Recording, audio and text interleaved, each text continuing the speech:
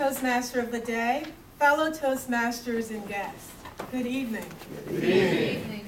It's been about 10 months since I've given a speech, so this is a bit of nervous excitement for me.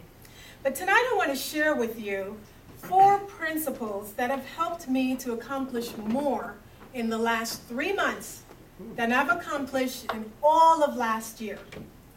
These principles are really simple. You've probably heard them before. They take very little effort, but the reward, I promise you, the rewards are enormous. If you implement these principles, I believe that you will be on track to having a winning year. Now, the first principle is to set goals and keep them. What we know is that every year in January, a lot of people set goals. And by the end of January, a lot of those same people abandon those goals. About 3% of the population actually set goals and keep them consistently, year after year after year.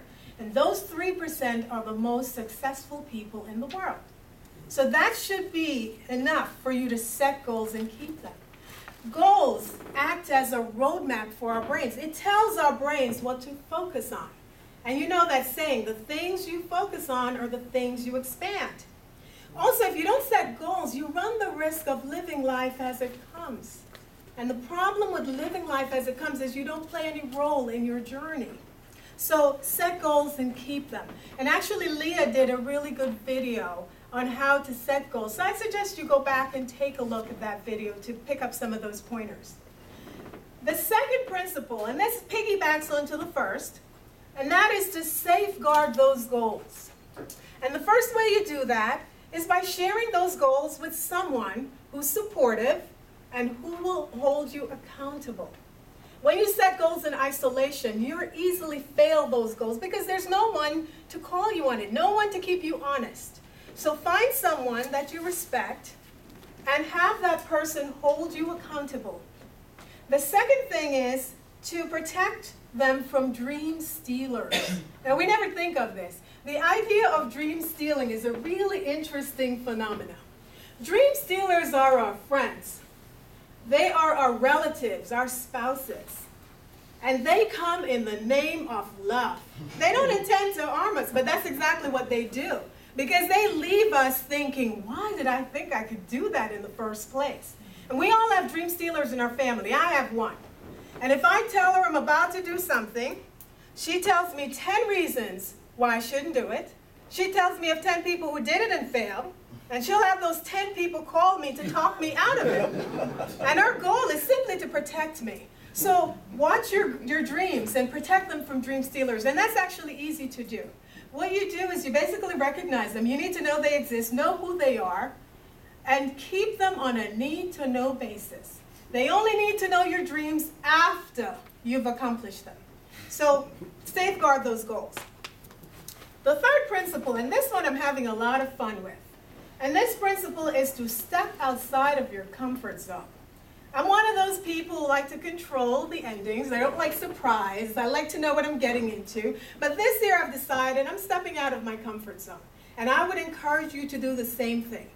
When we do things that are safe, that are predictable, that are comfortable, we never get a chance to exercise our mental muscles, our emotional muscles. So step out of your comfort zone. Move into uncharted territories. Try something a little bit scary every day. Take intellectual risk. Be willing to fail. Know that this is the price of greatness. If doing table topics is what you're afraid of, that's what you should be volunteering to do. If you think being the Toastmaster of the day is a big job, try it.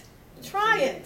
So once your mind has been expanded, what you'll find is you'll never be the same again. So step out of your comfort zone.